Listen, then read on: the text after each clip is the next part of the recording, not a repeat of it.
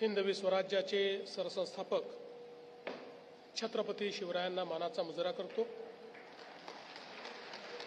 भारतीय राज्यघटनेचे शिल्पकार भारतरत्न डॉक्टर बाबासाहेब आंबेडकर यांना मानवंदना अर्पित करतो।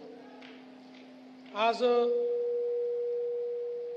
गडचिरोली करता एक अतिशय ऐतिहासिक अशा प्रकारचा दिवस आहे की या ठिकाणी आवाज येत नाही। थांब येईल ए आवाज कर रे नीट, आवाज नीट कर। आज सिरोंचा मध्ये रुबी हॉल क्लिनिक सारखं महाराष्ट्रातलं सर्वात नावाजलेलं हॉस्पिटल आणि कॉलेज कॅम्पसच्या भूमिपूजन समारोहामध्ये मंचावर उपस्थित असलेले या जिल्ह्याचे सहपालकमंत्री ॲडव्होकेट आशिष जयस्वालजी, आमदार डॉक्टर मिलिंद नरोटेजी, आमदार हेमंत पाटीलजी, रुबी हॉल क्लिनिकचे संचालक डॉक्टर परवेज ग्रांट, त्याचप्रमाणे या संपूर्ण प्रकल्पाची संकल्पना ज्यांनी तयार केली आणि आज ती या ठिकाणी त्याची मुहूर्तमेढ केली ते श्री राणा सूर्यवंशी, विभागीय आयुक्त श्रीमती विजयलक्ष्मी बिद्री, श्री संदीप पाटील, श्री अविशान पांडा, श्री निलोत्पल, या ठिकाणी उपस्थित सर्व सन्मान्य अधिकारी, पदाधिकारी, लोकप्रतिनिधी आणि उपस्थित सर्व भगिनी आणि बंधूंनो, आज खरोखर ही अतिशय आनंदाची गोष्ट आहे की सिरोंचा मध्ये एक अतिशय सुसज्ज अशा प्रकारचं 350 बेडेड मल्टी स्पेशालिटी हॉस्पिटल हे ruby hospital and wellness private limited यांच्या माध्यमातून तयार होत आहे। आपल्याला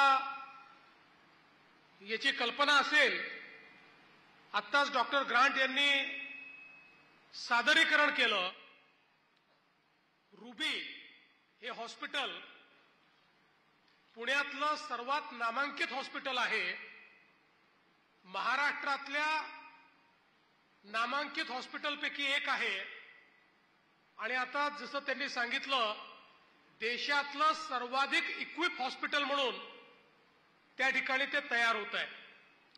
अशा प्रकारचा प्रदीर्घ अनुभव असलेलं हे हॉस्पिटल गडचिरोली जिल्ह्यामध्ये सिरोंचामध्ये या ठिकाणी येणं हे मला असं वाटतं अत्यंत महत्त्वाची अशा प्रकारची घटना आहे। हे हॉस्पिटल आल्यामुळे नागपूर, पुणे किंवा मुंबईमध्ये जी मल्टी स्पेशालिटी आपल्याला उपलब्ध आहे, ज्याकरता आपल्याला कधी वेगळ्या राज्यात जावं लागतं, अशा प्रकारची सगळी मल्टी स्पेशालिटी याच ठिकाणी आपल्याला उपलब्ध असणार आहे। आणि आता केवळ गडचिरोलीच नाही तर बाजूला लागून असलेला तेलंगणा असेल किंवा या ठिकाणी आपल्या बाजूचे वेगवेगळे राज्य असतील,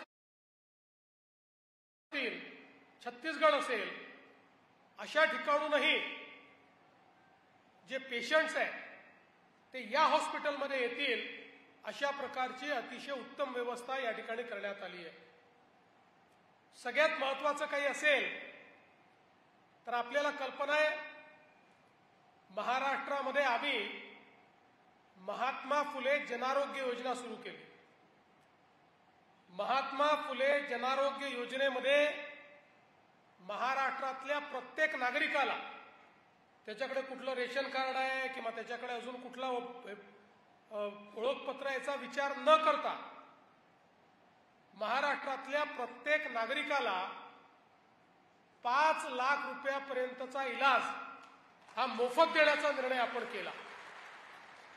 आणि परवा तर आपण हाही निर्णय केला की आतापर्यंत 1300 आजार आपण मोफत इलाज देत होतो. परवा आम्ही 1300 वरनं त्याची संख्या वाढवून 2400 केली. म्हणजे 2400 वेगवेगळ्या प्रकारच्या आजाराकरता आता तुम्हाला एक नवीन पैशाचा खर्च येणार नाही. 5 लाखापर्यंतचा सगळा इलाज आम्ही मोफत करू. पण आम्ही जरी इलाज मोफत करायचं ठरवलं आणि हॉस्पिटलच नसलं तर त्या 5 लाख रुपयाचं करायचं काय? त्यामुळे हे आवश्यक आहे की अशा प्रकारचं मल्टी स्पेशालिटी हॉस्पिटल हे झालं पाहिजे. नाहीतर हाच इलाज करण्याकरता आपल्याला 100 किलोमीटर 200 किलोमीटर त्या ठिकाणी जावं लागतं.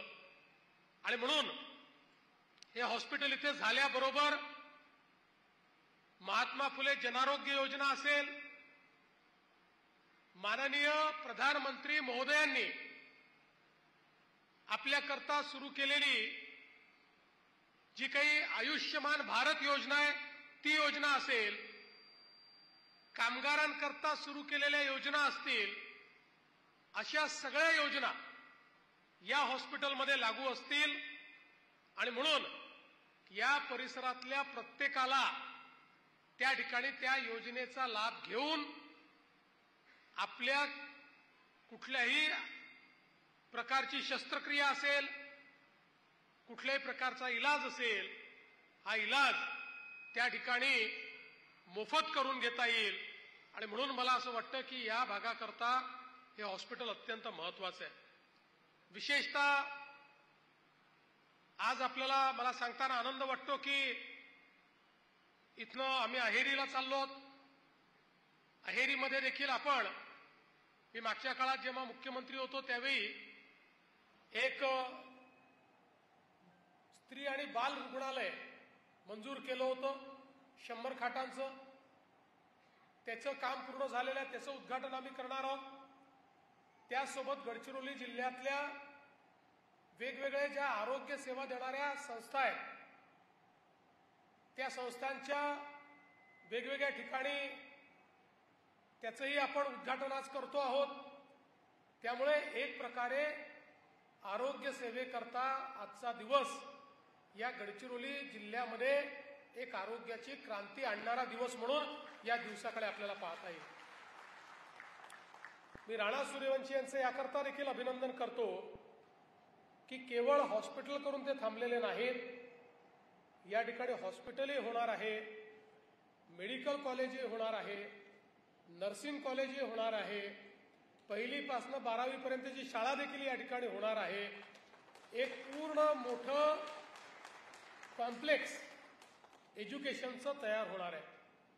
आणि विशेषतः नर्सिंग कॉलेज झाल्यामुळे आमच्या सगळ्या ग्रामीण भागातल्या ज्या मुली आहेत यांना ट्रेनिंग घेऊन रोजगाराची एक मोठी व्यवस्था त्या माध्यमातून तयार होईल.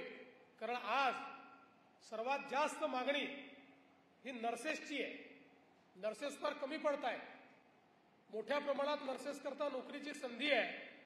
ती संधी आमच्या सिरोंच्यामध्ये, आमच्या गडचिरोलीमध्ये या नर्सिंग कॉलेजच्या माध्यमातून या ठिकाणी उपलब्ध होईल.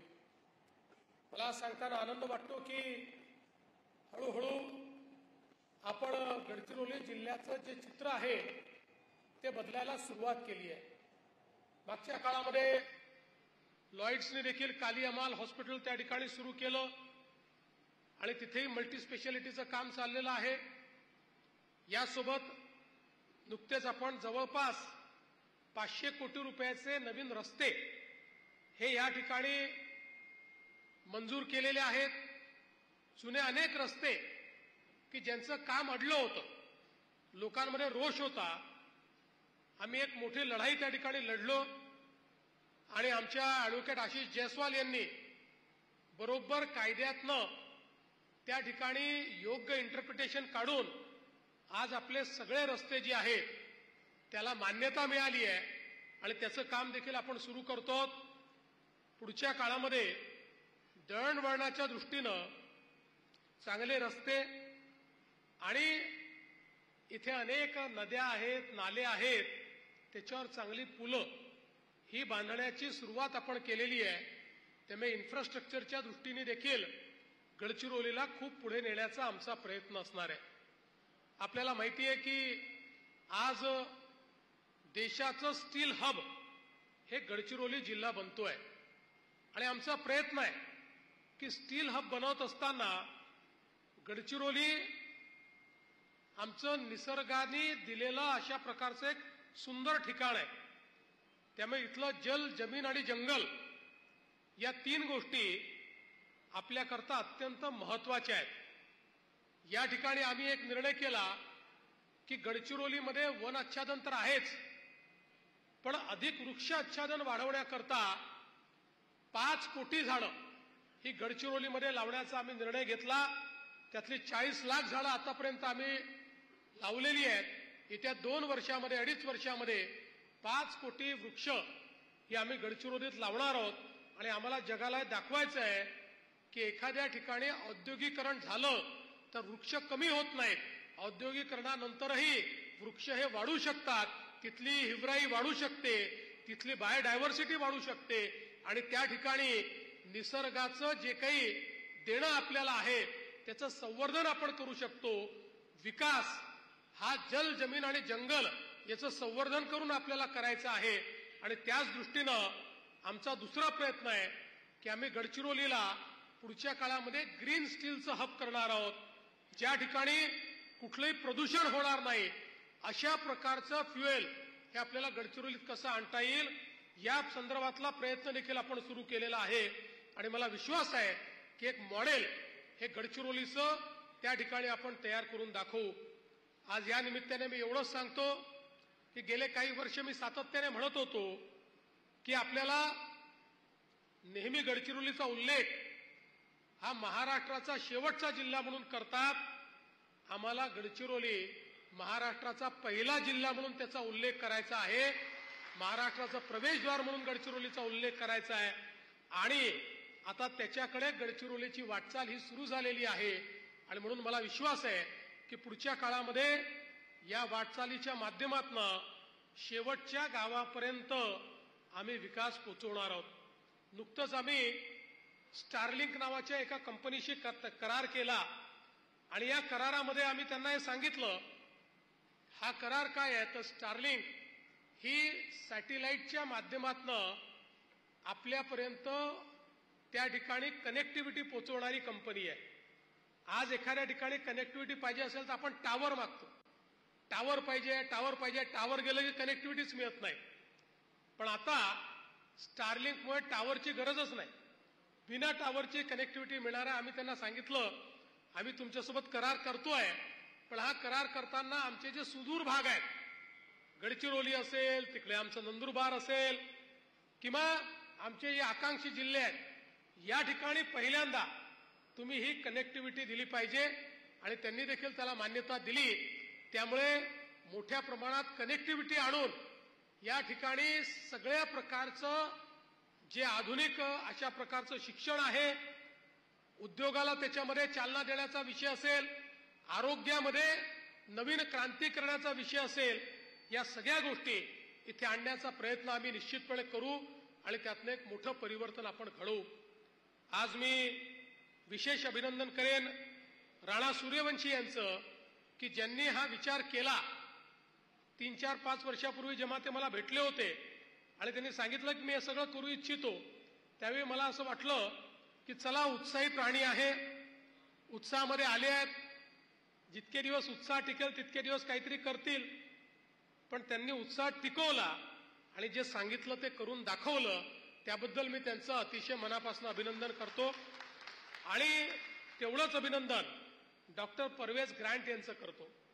तुम्ही एक गोष्ट लक्षात घेतली पाहिजे, जे हॉस्पिटल ते सिरोंचाला तयार करतायत असं हॉस्पिटल त्यांनी पुण्यामध्ये, नाशिकमध्ये, नागपूरमध्ये, संभाजीनगरमध्ये केलं असतं तर शेकडो कोटी रुपये कमावले असते. इतक्या मोठ्या प्रमाणात त्यांनी पैसा कमावता त्यांना आला असता. पण एक सामाजिक जबाबदारी समजून की आपलंही हे काम आहे की राज्याच्या सर्व भागामध्ये क्वालिटी हेल्थ केअर त्या ठिकाणी पोचली पाहिजे. प्रत्येकाला तो कुठे राहतो यावर अवलंबून नाही, तर प्रत्येकाला गुणवत्तापूर्ण आरोग्य सेवेचा अधिकार आहे. आणि त्या अधिकारामध्ये या सगळ्या ज्या काही आपल्या स्वयंसेवी संस्था असतील किंवा चॅरिटेबल इन्स्टिट्यूशन्स असतील यांनीही त्याच्यामध्ये भागीदारी केली पाहिजे. अशा प्रकारचा विचार मनामध्ये ठेवून गडचिरोलीसारख्या या भागामध्ये म्हणजे आपण जर विचार केला तर पुण्यापासून 1100-1200 किलोमीटर दूर त्यांनी हा विचार या ठिकाणी केला.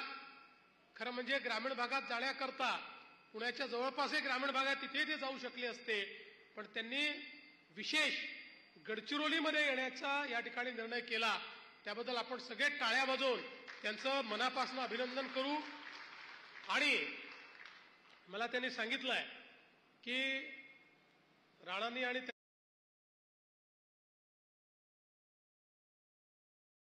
त्यांनी की लवकरच पोटा केबिनच्या माध्यमातून इमिजिएटली इथे म्हणजे बांधकाम तर होत राहील, पण या ठिकाणी हॉस्पिटलची सुरुवात ते करतील आणि काही सेवा प्रसूती असेल किंवा त्या ठिकाणी महिला आणि बाल रोग असेल, छोटे ऑपरेशन्स असतील, याची सुरुवात तर ते तात्काळ करणार आहेत. आणि त्यांनी हे ठरवलंय 18 महिन्यामध्ये या ठिकाणी बांधकाम पूर्ण करायचं.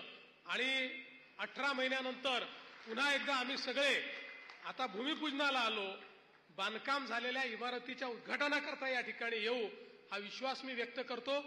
आपल्या सगळ्यांचं या ठिकाणी मनपूर्वक स्वागत करतो, आपले आभार मानतो. आणि या सगळ्या कामामध्ये आपलं जिल्हा प्रशासन आणि पोलीस प्रशासन यांनीही जी काही मदत केली आहे त्यांचंही मी मनापासून अभिनंदन करतो आणि माझे 2 शब्द संपवतो. धन्यवाद. जय हिंद, जय महाराष्ट्र. जनसंवाद न्यूज, लोकशाहीचा बुलंद आवाज. आमचे सर्व अपडेट मिळवण्यासाठी जनसंवाद चॅनल सबस्क्राईब करा. व्हिडिओ लाईक करा, व्हिडिओ शेअर करा, आपले मत व्यक्त करा. लोकशाहीचा आवाज कायम बुलंद राहावा यासाठी आम्ही कार्यरत असून आमच्या कार्यात आपणही योगदान देऊ शकता. आर्थिक योगदान देऊन सहकार्य करण्यासाठी जनसंवाद चॅनल आजच जॉईन करा.